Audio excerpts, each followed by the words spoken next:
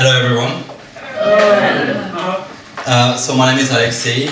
I'm in the final year of my PhD, and after tonight I'm proud to say I'm a geographer.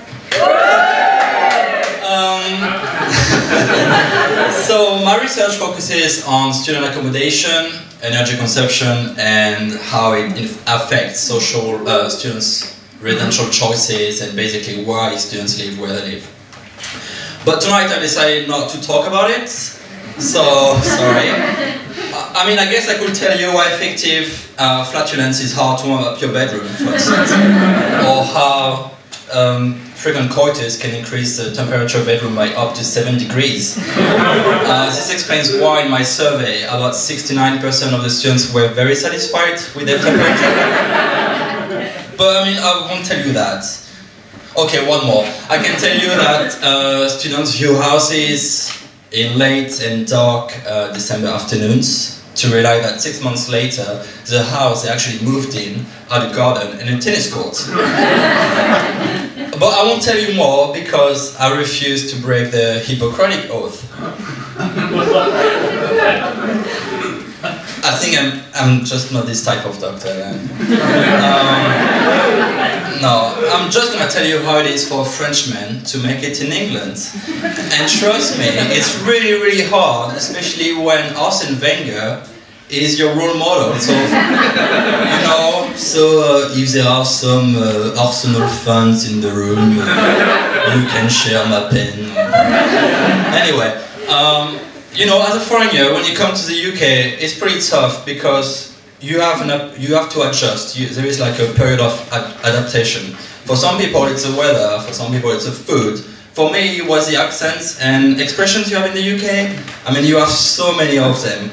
Like my first day I went to the office, I met my friend Matt, who's from North London, and I just asked him, hey, what is your research about? And he said, oh, I'm doing insects and ponds. And I was horrified. What am I fucking doing here? And of course, I thought he said incest and porn. So that was very awkward. You know? So it's still geography, right?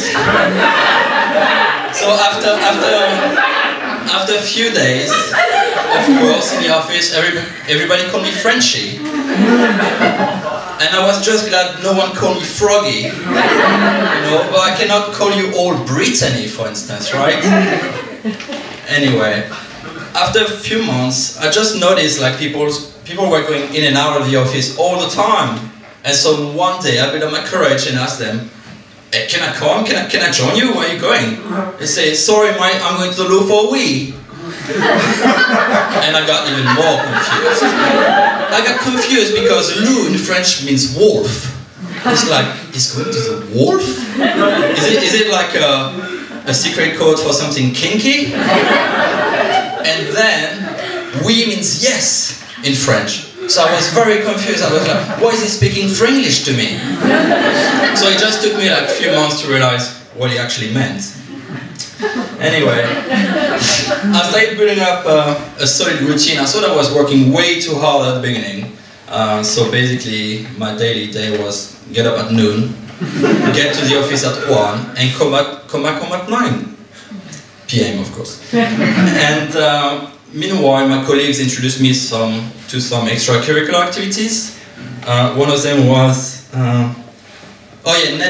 netball. So the first time they explained the rules to me of netball, it was something like, once you have it in your hands, stop moving, and you aim so it goes in. I was like, oh, right, well, you know what, in French we call that having sex. But granted, it was a good distraction. I mean, that's what she said. I mean, netball, right? Okay. You know, now life is hard, you know, when you're near the end of your research, you're constantly thinking about your work, and I don't know if any of the PhD people here had like PhD dreams lately? No? Well, I had one, a weird one a few months ago. I was actually dreaming that I was effective in my work. No, actually, I was in the office, I was doing like daily things, just like having coffee, chatting with the colleagues. And then I had to go to the bathroom, and there I woke up.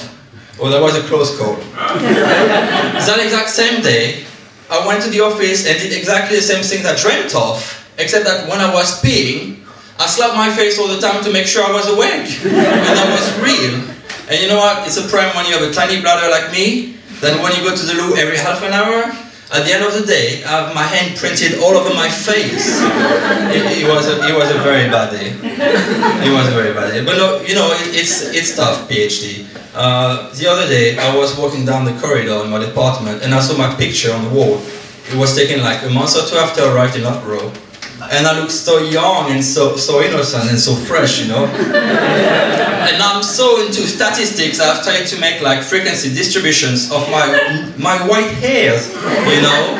So every time I submit a chapter, bam, 5 new white hairs, you know, never goes away. So by looking at that hair, you can see how far I am in my research. Like, if I don't see my girlfriend, actually fiancée, because we're getting married next year. No, she said no PhD, no wedding. So bam, 5 new white hairs. Well, if I don't see her for like few weeks, the first thing she will do will be like, oh yeah, you submitted your chapter, that's great. Anyway, you know, like, I'm thinking of dyeing my hair before my PhD, before my viva, because, you know, a lot of PhD students actually shave their head before their viva, and I think few of you actually had their viva lately. I mean, all this viva stuff, I mean, it's a bit stressful. Yeah, I think I'm going to the wall for yes. Thank you.